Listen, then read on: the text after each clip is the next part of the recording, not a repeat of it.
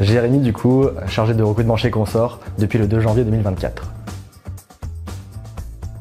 Du coup, parcours un petit peu atypique de mon côté, où j'ai commencé du coup par être développeur pendant 7 ans, commencé ma carrière en ESN puis en agence web, et j'ai pris un virage côté du recrutement à la suite du Covid, et du coup ça fait depuis 2 ans maintenant que je fais du recrutement.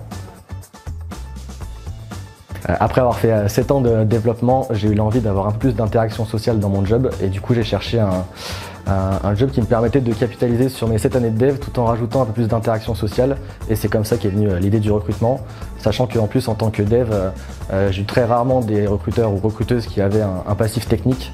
Je m'étais dit que c'était mon petit atout à moi, et du coup je me suis lancé. Aujourd'hui, c'est vrai qu'une des difficultés, c'est d'arriver à captiver les candidats.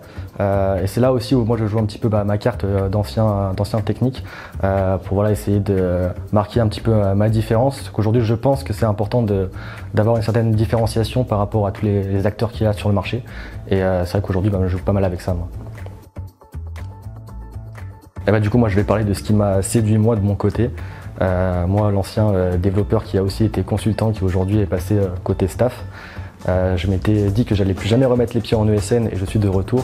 Et ça pour une simple et bonne raison qui est la partie éthique et transparence de l'agence lyonnaise, et du coup son côté humain qui m'a vraiment séduit. Je pense que je lui dirais que je pensais pas en être là aujourd'hui, parce que il y a 10 ans j'avais aucun diplôme, j'étais cuisinier.